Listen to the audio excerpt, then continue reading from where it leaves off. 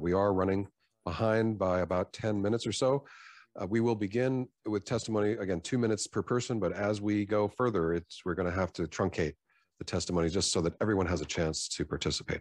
Let's begin with as brief a staff report as possible. I know this is very complicated, but let's hear about House Bill 1087. For the record, Martha Whaling, staff to the committee. House Bill 1087 relates to solitary confinement.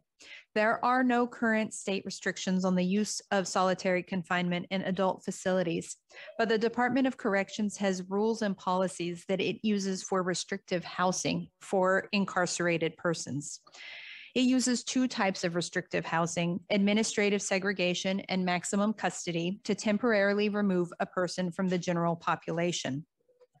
The bill before you today, House Bill 1087, has four main components that address solitary confinement by restricting the use of and specifying conditions for state correctional facilities and long-term private detention facilities. I'm going to briefly provide some definitions. Correctional facilities are Department of Corrections operated facilities for adults, commonly referred to as prisons, while long-term private detention facilities are where people may be confined for more than 1 year and are privately operated. The first thing that House Bill 1087 does is define solitary confinement, and that definition is 20 hours per day in which an incarcerated or a detained person is alone. Second, it restricts the use of solitary confinement in both state correctional facilities and long-term private detention facilities to 3 situations: emergency purposes, medical isolation, or voluntary solitary confinement. And the bill places restrictions and requirements on each of those 3 situations. I won't detail those, they're described in the bill analysis. The third thing the bill does is set conditions on the use of solitary confinement, including requirements for activities, living space conditions, communication, and transitioning. And finally, the bill requires rulemaking, data collection, and reporting.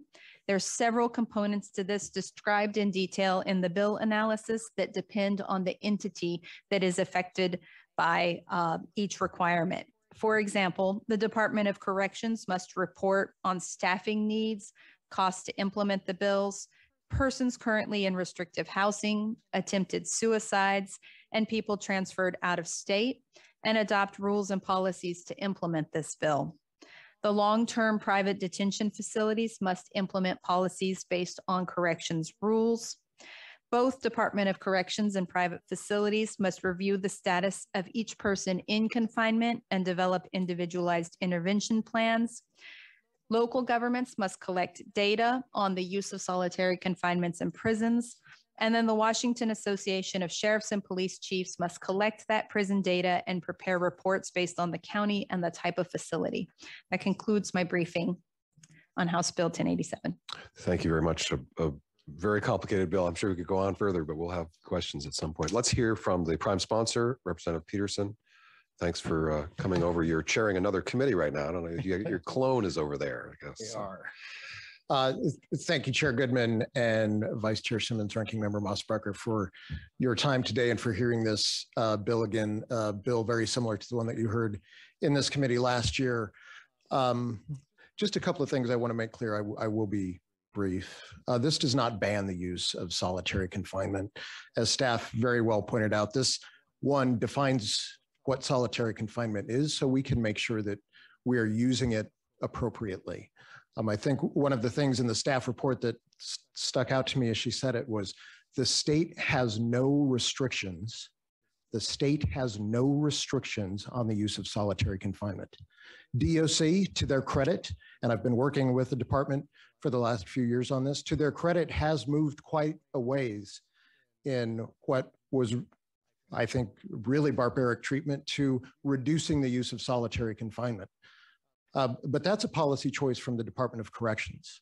If they had management change and decided to move back and use solitary confinement in the way that many states in this country do, we as a legislature would have no power to change that. This is our opportunity to make those definitions. I think one of the other things I just want to point out, and again, working with DOC, working with my friends with the Teamsters 117, and the stories that you'll hear, and these stories are real, with the use of solitary confinement can be necessary in certain situations. If there's a violent incident, you want to make sure you can separate people. If somebody's having a mental health crisis, you want to make sure that you can separate that person to make sure that they're not committing harm to themselves or others. But we must ensure that they have then the supports that they need. But again, you'll hear stories of gang activity. You'll hear stories of certain incarcerated individuals who are maybe inherently violent, and that is true. The prisons are not a good place to be. But these issues and some of these horrible stories have all taken place while we have had no restrictions on solitary confinement. So I don't think the use of solitary confinement is the answer to violence in prisons. Study after study has shown, and some of the experts that will testify show that when you reduce the use of solitary confinement, the incarcerated population is less likely to act out. The corrections officers don't feel as stressed because they are not put in situations of such really intense mental and emotional issues as in the solitary confinement areas.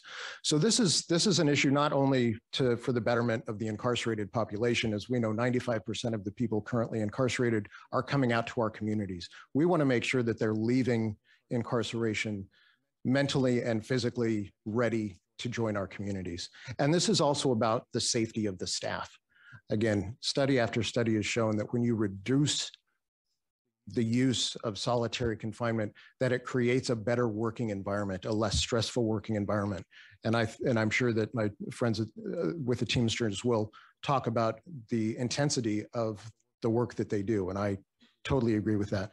And just finally, this is an ongoing conversation. I will be meeting with the Teamsters. I'll be working more with DOC, working with the Washington Association of Sheriffs and Police Chiefs to work on language, to work on ways that we can improve this bill to make sure that staff especially are getting the supports that they need. But thank you again for hearing this bill and take any questions.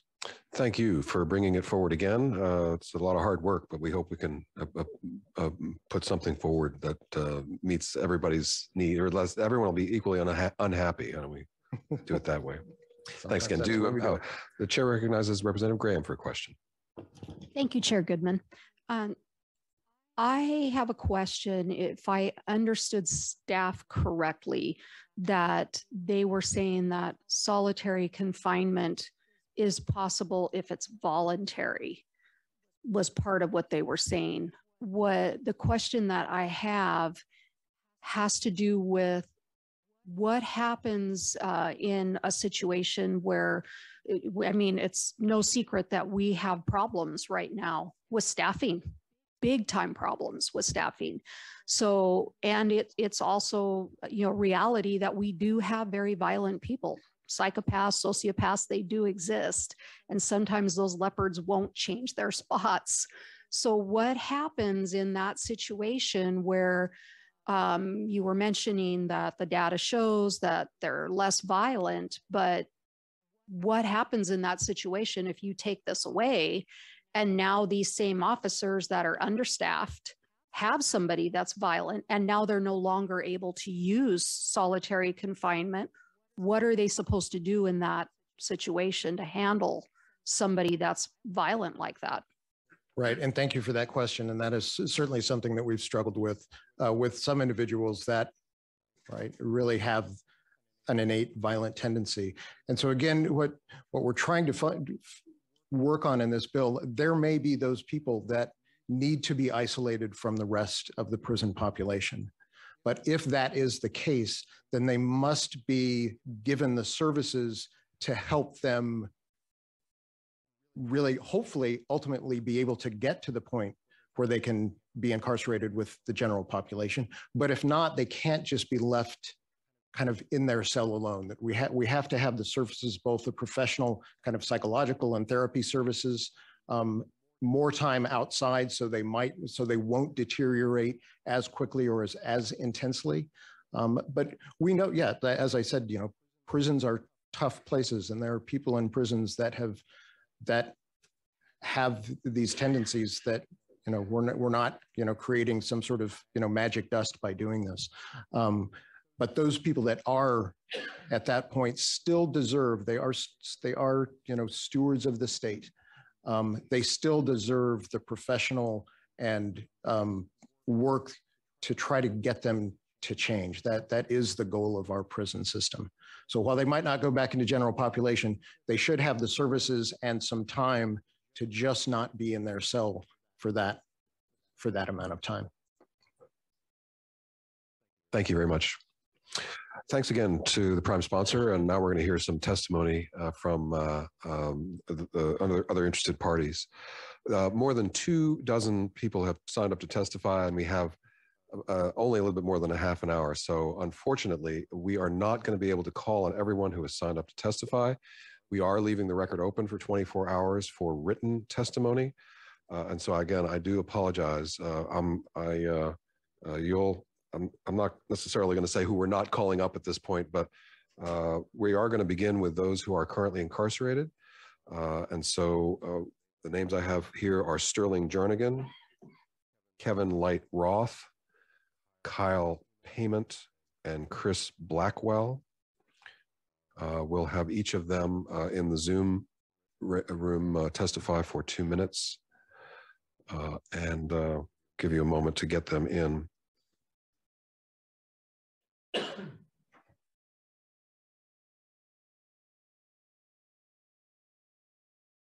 Actually, I'm going to set the timer at 1.5 minutes, and we'll let you go over a little bit. But again, we do want each person to be as considerate as possible and allow for the opportunity for others to testify. So Sterling Jernigan, are you available?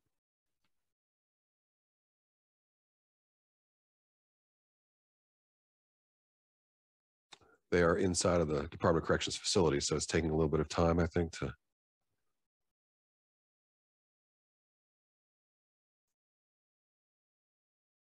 Am I on now, sir? There we go. Okay, terrific. Hello, this is Sterling Jernigan. I testified before you last year in support of the previous bill on solitary confinement. I've been incarcerated since 1991 and housed in the IMU since 1991. Since I last spoke to you regarding this change in IMU policy, I was fortunate enough to complete all the required behavior management programming successfully with the expectation of promoting the general population. And yet, upon that time, the Department of Corrections headquarters refused to honor their end and promote me to population. So I remain in solitary confinement. You know, one thing I think people need to realize about solitary confinement is in society, we're having the discussion regarding the mental health crisis and public safety. And with placing people in segregation, these solitary confinement units, the vast majority who are paroled to, you know, back into the community in the not too distant future, I think you're failing in your responsibilities of ensuring public safety, because by keeping us here and creating mental health issues that's exacerbated substantially by solitary confinement, you're releasing people into the community in crisis. And to me, that's a public safety threat.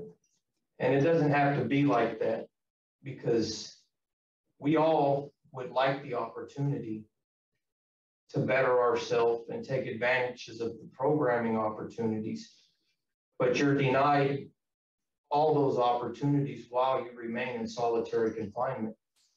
And you remain in here regardless of what your behavior is.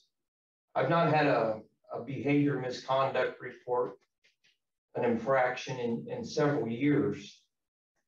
So it doesn't matter that you're conducting yourself properly. You have no hope of a better day if all you're looking at is a cell for 20+ hours a day, and you have no purpose in that day other than to sit there and wait on your sentence to expire so you can return into the community. I see my time's ran out, so I thank all of y'all for allowing me to speak here today. Thank you very much, Mr. Jernigan. I'm not sure if you were the one on the screen here. We have 3 others, Kevin Lightroth, Kyle Payment, and Chris Blackwell. Perhaps Mr. Lightroth, if you are available. I don't know if it's possible to bring them all up together. Oh, no, they're all in the same room there. I see. Okay. Thank you. Please proceed. Welcome. I don't know anymore. Sorry, go ahead. Mr. Lightroth? Okay. Yes. Okay, my name is Kevin Lightroth. Since the age of 16, I've spent roughly 10 years in solitary confinement, and I've personally experienced the psychological pressures that solitary imposes. Those pressures operate in an insidious way. You don't notice them until you're out of solitary confinement, or at least the extent to which you've been altered until you're away from solitary confinement. But as soon as you're released, the changes become obvious and terrifying. I would release from solitary and become aware all at once that I had changed and not know how to become myself again, or if that were even possible. Every social interaction made me uncomfortable.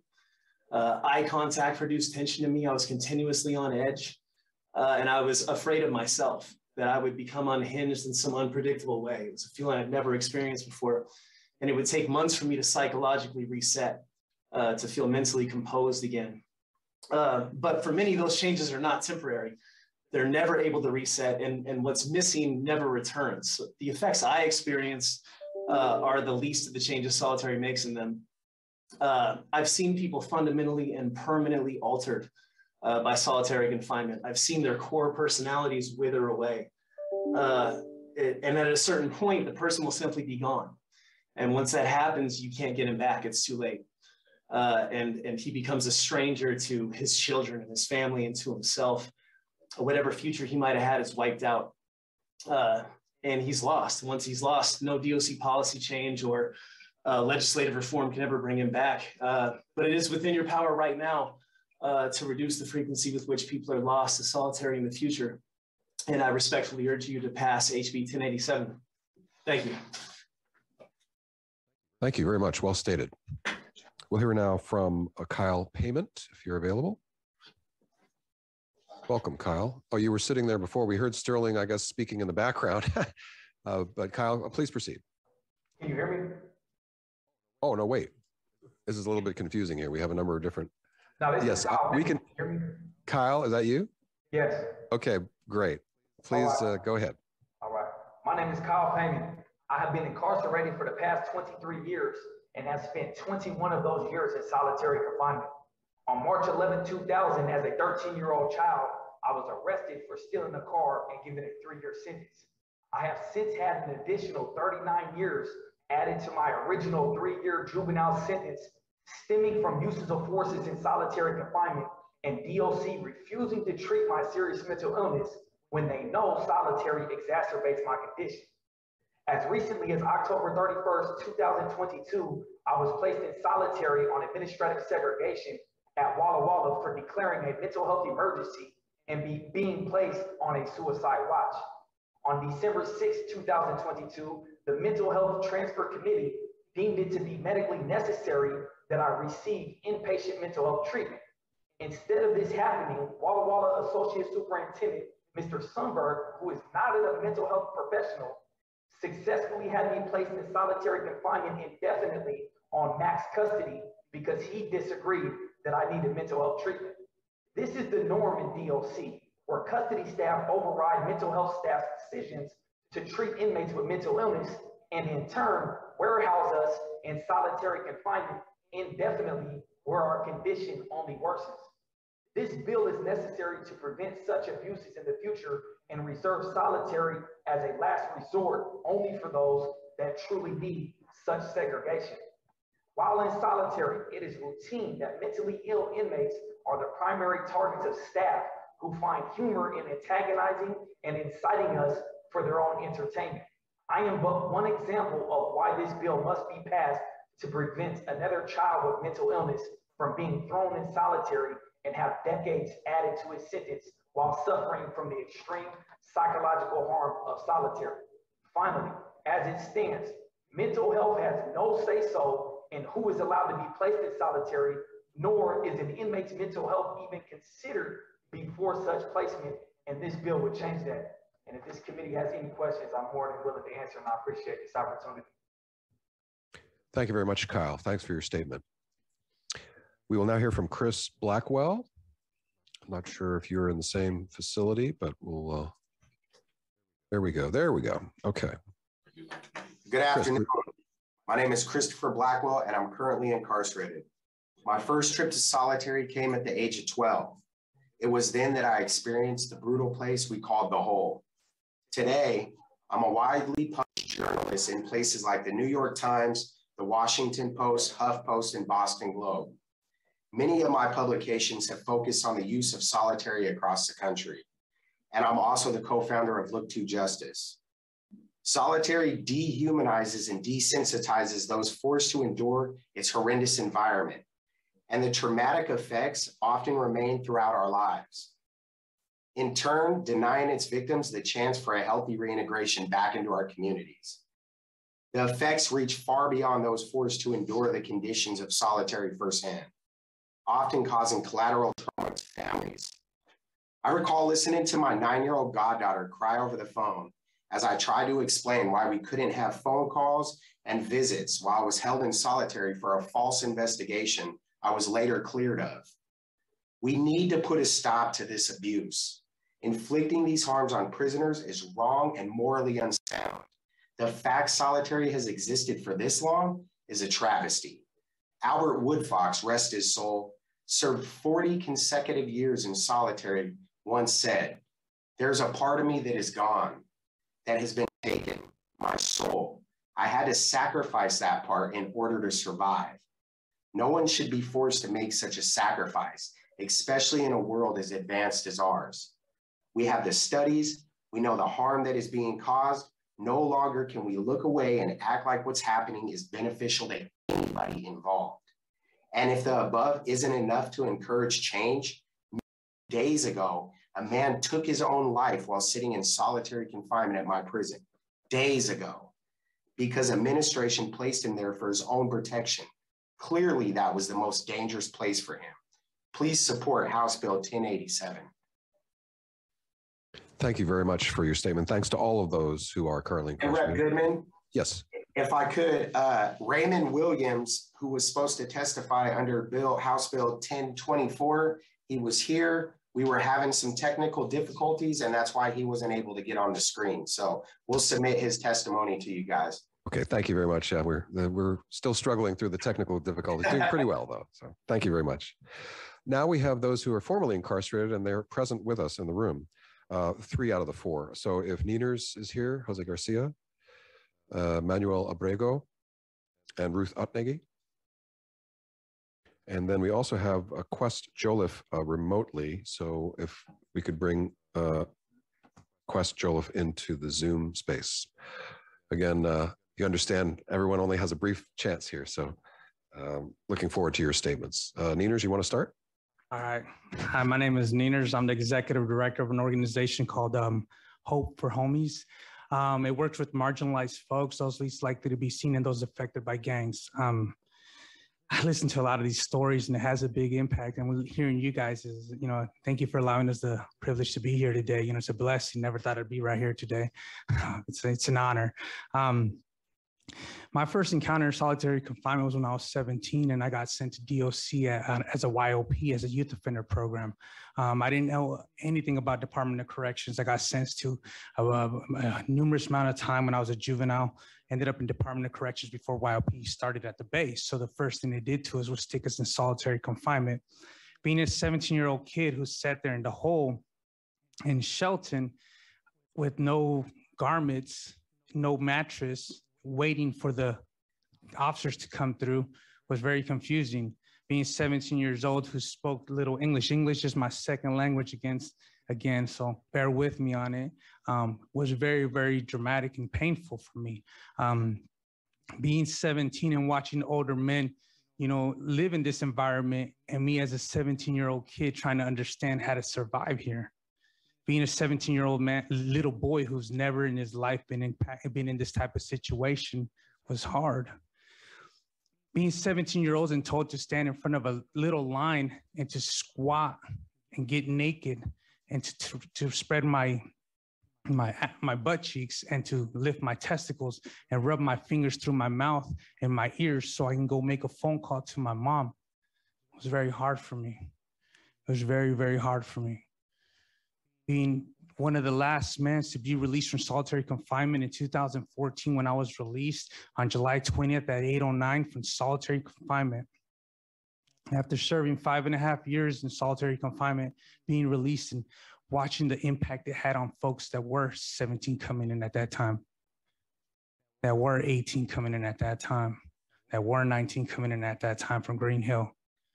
They had nowhere else to house them in Green Hill, so they were putting them in solitary confinement. Being in that predicament really made me reevaluate a lot of stuff and see a lot of things differently.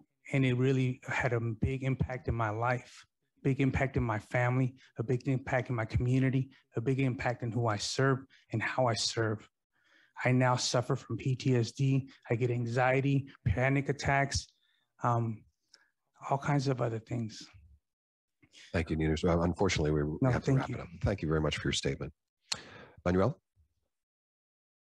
My name is Manuel Abrego, and I am here today to testify in support of HB 1087, a bill concerning solitary confinement. Thank you for the opportunity to address the committee. I am a co-director of La Resistencia, an organization dedicated to fighting the injustice of civil detention. I consider myself an expert on solitary confinement, not by choice, but as a result of organizing to defend human rights while in civil private detention. I was a detainee for over 18 months and experienced firsthand the trauma and pain caused by solitary confinement. The United Nations itself have declared that 15 consecutive days or more of solitary confinement can be considered a state-inflicted torture. In Tacoma, stays in solitary confinement average almost 70 days right now. There is no legislation in the state of Washington that regulates the time a person can be placed in solitary confinement. That is why passing this bill to protect the human rights of detainees is incredibly important. While in solitary confinement, people become less than human. I experienced this myself. While handcuffed and escorted by guards, I was only allowed to shower 3 times per week. I was handcuffed while moving around the facility. I wore handcuffs when I met my lawyers and when I have visits with my families. My communication with the outside world was also stripped from me. Video calls were not made available and any phone calls were limited. I am in favor of HB 1087 because what happened to me was painful and stripped me of my basic humanity and dignity. Every day within this state's great borders, people are subject to one of the most severe and destructive practices found in detention facilities. Research has shown that solitary confinement has devastating effects on people's mental health. It is the responsibility of the chamber to restrict this inhumane practice. I ask you to support HB 1087 to bring accountability and oversight to this violation of detainees' human rights. Thank you for your time and for the opportunity to speak to you today. Thank you very much, Manuel. Please be aware of the lights. We have limited time. Ruth, please proceed. Yeah, I'll be Ruth. I will be brief. My name is Ruth Ukage. I was incarcerated for 10 years, 6 months, and 4 days as a transgender woman in a men's prison. And I, at one point, went to solitary confinement for my own protection. And I have to say that that was after an assault in 2017. And my protection was the exact same placement as my assailant's punishment. I was given the exact same treatment. I was sent there for to recover and to be protected. And not only was I not sent there for my protection, initially I had to take a major infraction because they didn't put people into protective custody inside solitary confinement at that time, even though they knew that I was assaulted. And I have to say that, like, understanding that that was the case and knowing that that was actively happening, I have to tell you that I will never recover from that. It was a short period of time, but the message was clear that I was no different and that I was not going to be protected. And when I was released from solitary confinement, I was sent to another prison where my assailants became my literal neighbors. I had to protect me, not solitary confinement. And then secondly, and my last point, I'd like to point out that prisons have been using solitary confinement in their current form for, I believe this is the 200th year. If it was going to be effective, I think we would have known by now. Thank you. Thank you very much. All of you, very compelling statements. We are really running out of time, and so I'm going to skip over. I do apologize to Quest for not being able to call on you. We're going to put Department of Corrections in the hot seat right now and bring up, let's see here, Melina Thompson and Sean Murphy, the Deputy Secretary. Give you a little bit more than 2 minutes, not much, however, because we do have one more panel after you. Thank you, Chair Goodman. Melina Thompson, Executive Policy Director for the Department of Corrections. Thank you to Representative Simmons and Chair Goodman for bringing this important conversation forward, and we're happy to be here to talk about that. We will be providing written testimony and information to the committee and to the prime sponsors. I'm going to defer the balance of my time to Deputy Secretary Sean Murphy. Thank you. Good afternoon, Chair Goodman, members of the committee. For the record, my name is Sean Murphy. I'm the Deputy Secretary for the Department of Corrections. Thank you for the opportunity to be here to talk to you a little bit about House Bill 1087 regarding solitary confinement in our system. Over the last 5 years, the department has been on a very focused path to improve restrictive housing. Our goals, they've been really simple. Reduce the number of people in restrictive housing, while most importantly, keeping others safe, both population and staff, to reduce the length of time that people spend in the environment, and to increase access to meaningful out-of-cell activities for those assigned maximum custody to reduce the impact of housing. The status of restrictive housing in Washington State today, the department has reduced the number of incarcerated individuals in all restrictive housing units from 950 in 2018 to 680 today. That includes administrative segregation, protective custody, and max custody. The max custody population is currently 361 individuals. That's down from 479 in 2018. That in itself is a 25% decrease. This is not due to the reduction in population in DOC that some might suspect. The number of incidents has remained consistent, and most incidents involve a small portion of people in the overall general population. We've changed the way we've responded to incidents, leveraging staff training, cautious screening methodology, intelligence gathering, and leadership expectations. We've recently started a process to move most of the maximum custody incarcerated individuals to the Washington State Penitentiary. The move helps us target resources to fewer locations to focus on capital and environmental investments for fewer facilities, and to create specialized programming and staff expertise in that environment. People in restrictive housing are now routinely screened for other settings to decrease max custody time. Those include transfer pods, transition pods, and this past week, the department moved to reopen the enhanced close custody pods, which scheduled for reopening in late March. Over the past year, we've conducted some initial stakeholder work with several listening sessions for several groups. We engage staff, we engage community partners and advocacy groups, and incarcerated individuals to learn more about their ideas of improving what goes on in restrictive housing. In response, the department has redistributed existing funding to expand access to educational services at the penitentiary, increase access to cognitive behavioral programs. We are redistributing funded mental health staff to improve access to mental health care, and we're currently distributing electronic tablets to those in max custody that allow for external communication with both friends and family. Tablet distribution is complete at 2 facilities, and it will be complete at the rest of the facilities by the end of next month. Those tablets also provide users access to books, videos, music, in addition to connection with family. We're currently underway with expanding recreation spaces outside of the IMU buildings at the penitentiary, where coordinated multi-person recreation will be able to take place for people who have progressed to the right level. we're funded to start those projects. And in the spring here, we anticipate completion by the end of the year. Moving forward, the governor's budget signals support for continued work to further reduce restrictive housing in Washington state. That's $3.6 million for restrictive housing. The governor's budget also proposes $12.69 million to support the culture changing work that we're doing with Amend right now. Amend is a physician-led program based in the School of Medicine at the University of California, San Francisco, a program that draws on public health, occupational health, and correctional principles and practices from the Norwegian Correctional Service to improve health and well-being of correctional staff and incarcerated people. The principles focus on progression, normalization, and dynamic security. We ask that you support these investments and these two efforts, as we believe this will change the face of Washington state corrections and help us continue down the pathway of running safer, more humane prisons. Thank you.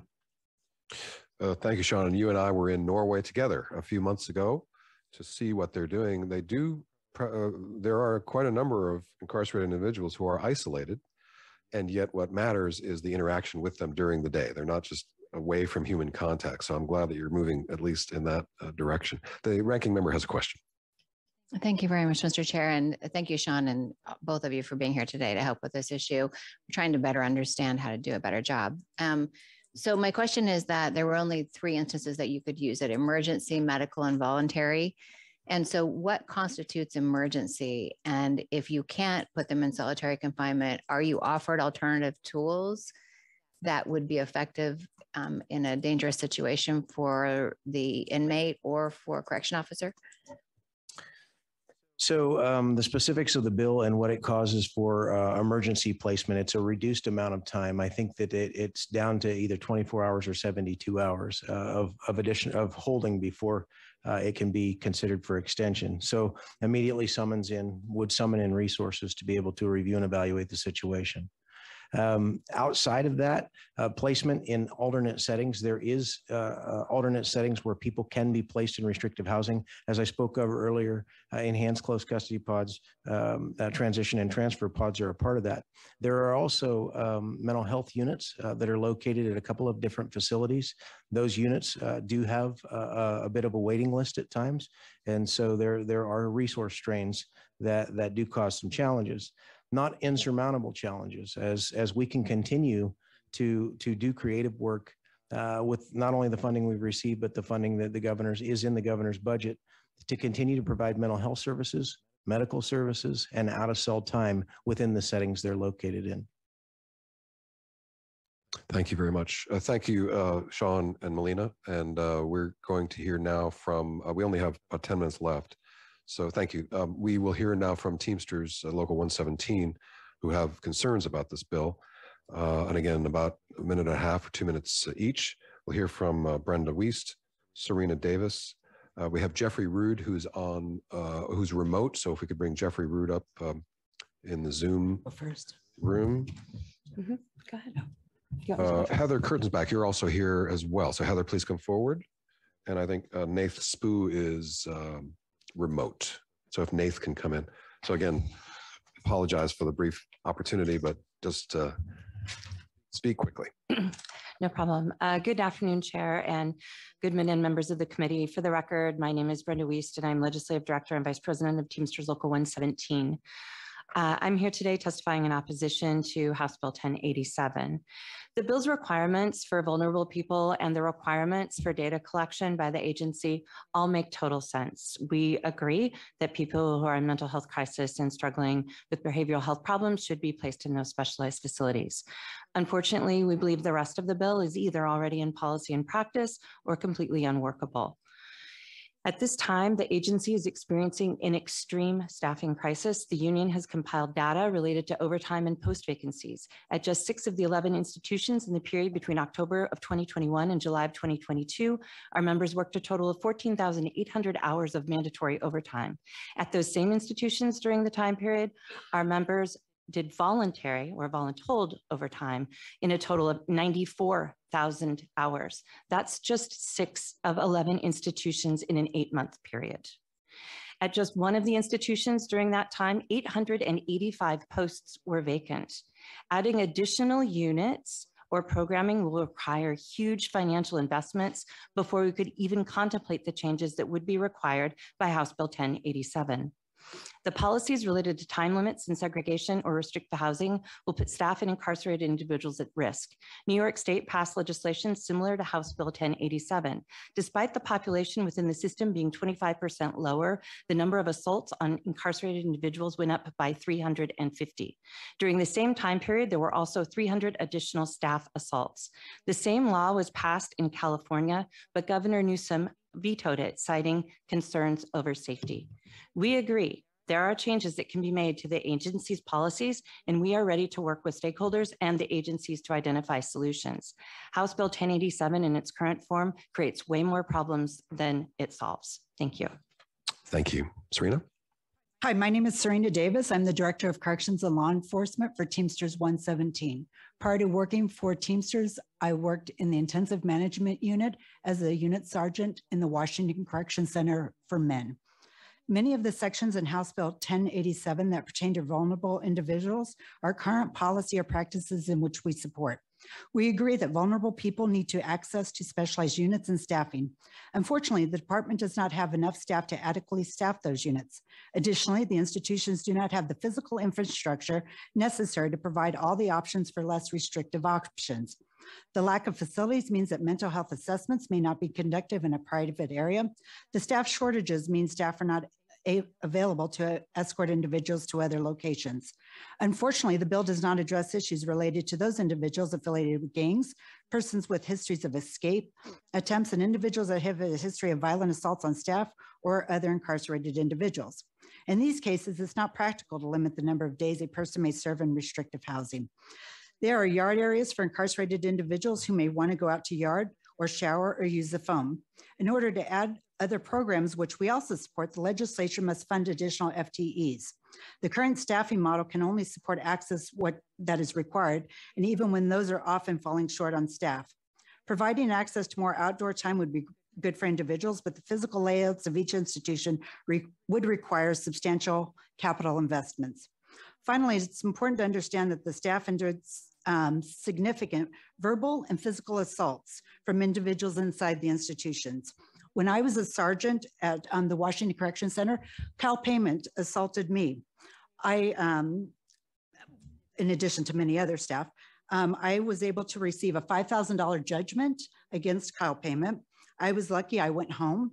I didn't suffer any long-term mental consequences, but that isn't the case for many of the members in which we represent. Thank you. Good afternoon, Chair Goodman, Ranking Member Mossbrucker, Representative Simmons, and members of the committee. For the record, my name is Heather Kurtenbach. I am here as a formerly incarcerated person. Was in opposition of the bill initially, not totally on board with it yet. However, I would just like to say that while I can understand the intent of this bill and my heart goes out to the folks who have testified before me, I was moved almost to tears. I feel like the language in this bill will open the door to assaults, maybe worse on staff, corrections officers, and other incarcerated people. I myself witnessed violence while I was incarcerated, and I know if a person knows that they can commit an egregious act and only be punished with a 15-day stay in solitary confinement for a total of 45 days a year, my criminal mind would tell me to get it out of the way the first 2 months of the year so I could do whatever I wanted the rest of the year. And that's where I have concern with the bill. Look, our system's broken, right? We need to come together and fix it the best we can, and honor people's human rights. People deserve to be treated with decency and respect. However, there are some people who are incarcerated who don't care about good time and loss of privileges, right? So I'm just asking for some reconsideration of the language of the bill, and I'm happy to help with that stakeholdering. Thank you. Thank you very much for all of your statements. We'll hear from Nathan Spoo, and then we will wrap it up with Rachel Sievers and Mark Stern, if you're available. Jeffrey Rude. Okay, yes, we'll hear from Jeffrey Rude, and then Nathan Spoo, and then Mark Stern and Rachel Sievers will wrap it up. So Rachel, you can come forward here. Nathan, are you available on the on the teleconference? Or Jeffrey Rude? Hello? Yes. Please go ahead and introduce yourself. Hi, my name is Nathan Spoo. Good morning, Chairman Goodman and members of the committee. For the record, my name is Nathan Spoo. I've been a correctional officer and supervisor for almost 15 years. I work at the Monroe Correctional Complex, often in the intensive management unit. I've interacted with an array of individuals housed in segregation, and I have supervised the unit on numerous occasions. I believe there's a great need for segregation housing, primarily for the safety and security of the offender population and supervising staff. Segregation gives staff the ability to closely monitor those individuals that particularly need it. Restricted housing gives individuals more direct access to mental health and behavioral counseling, as well as time to modify learned behaviors prior to returning to general population. The ability to leave segregation housing and return to general population is based on the actions and conduct of those housed there. But the success of these programs are centered on the housed individual's participation. There's no incentive to participate in self-improvement if individuals know that they can just sit on their hands and wait for a 45-day annual restriction to expire. In the time I've spent working in the IMU, I've had urine and feces thrown on me. My person and family have been threatened with violence and death. And I've seen other staff harassed and treated in the same manner. These are not the actions of individuals you want in general population. When individuals know there's no consequence for these actions, verbal and physical assaults against staff and incarcerated individuals increase. Finally, the removal of consequences for crimes inside prison walls is inconsistent with our justice system, which holds individuals accountable for crimes against the general public. Thank you for your time and attention. Thank you very much, Nathan. Jeffrey Root, I see you as well in the Zoom room, so please go ahead. Good afternoon. Excuse me. Good afternoon, good Chair Goodman and members of the committee. For the record, my name is Jeffrey Root, and I have worked for the Department of Corrections for over 27 years. I'm a classification counselor at Airway Heights Corrections Center. In August 2020, I was assaulted by Mr. Kyle Payment. Prior to my assault, he should have been placed in segregation for serious misbehaviors, but the decision was made not to place him there. My assault happened as I was standing at my desk working on a case plan when this person came quickly into my office around my desk and began assaulting me. His first punch hit me just above my left eye, causing me to hit the wall behind me and bounce off it. The next thing I remember, I was out of my office. I suffered a severe concussion and was diagnosed with a traumatic brain injury. Because of these injuries, I am again out of my position and am waiting for further treatment so I can return. This person has committed over 30 assaults on staff during his time in prison. He has shown that he cannot manage in a lower custody general population environment. This bill would release him and others with similar behaviors from solitary confinement, thus creating an unsafe environment for staff and other IIs. I agree we need reform, necessary treatment, and proper medication to help the mentally ill. However, this bill is not the answer and for those classified as highly violent individuals. Thank you for your time. Thank you very much, Jeffrey. We are technically out of time. I don't think there's another meeting after this, so we're going to sneak in another 5 minutes and have Rachel Sievers and Dr. Stern wrap it up. Please proceed.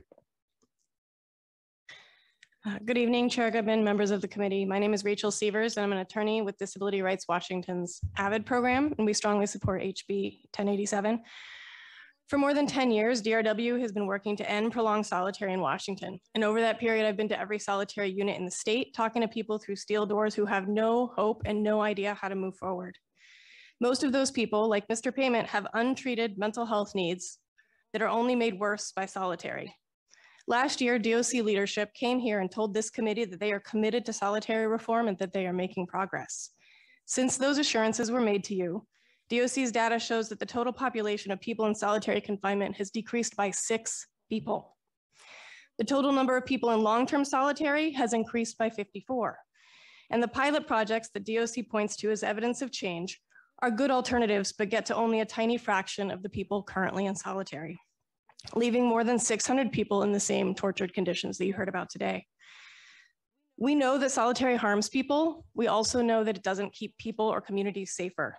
A 2014 study about solitary reduction in Washington found that staff assaults reduced when solitary went down. As they have done in prior years, DOC has come again to assure lawmakers they are reforming solitary without the need for legislation, but this is the 5th DOC administration that I've worked with, and the same thing has been said every year. They've worked with Amend, Vera, and independent experts for over a decade, and hundreds remain in solitary confinement. And I urge you to pass 1087 so we can help DOC realize their goal. Thank you. Thank you, Rachel. Dr. Stern, you can wrap it up. Thank you. I'm the caboose. Mark Stern, I'm a correctional physician, former medical director of the Washington State Department of Corrections, where I oversaw solitary confinement units and provide advice to the National Sheriff's Association and our Washington State Association of Sheriffs and Police Chiefs. I think there's very good evidence, including from people like Dr. Lovell here, of the harms of solitary confinement. I will be submitting some recommendations to make this this legislation stronger, but there are 2 points that I think are particularly important. Because of the dangers of being in solitary confinement, I think it's particularly important that we add to the bill daily welfare checks by nurses. I have seen people not in this state, but other states die during their stay in solitary confinement because of the conditions. And the second thing, for the same reason, is that there needs to be an intercom system or a way for people who are confined to be able to immediately contact staff if they have a need. Thank you. Thank you very much. You mentioned Dr. David Lovell. He's here in the audience. I'm not going to have you come and testify, but just to let you know, needless to say, this bill is a little bit controversial, so we're going to have to be negotiating its provisions. And I'm going to be inviting Dr. Lovell, retired from University of Washington, who's worked on this issue for many years and worked with the Department of Corrections for many years. So Dr. Lovell, I see you, and we're looking forward to you saving the day here on this tough issue. Thank you very much to all of you for testifying. This is a lot of heavy material we dealt with today. We, needless to say, have to get the stakeholders, interested parties together to talk about these bills. But that will wrap up our business for today. And we will see you Thursday morning at 9 for a work session on sex offenses, yet more heavy material. But for the moment, we are adjourned. Thank you.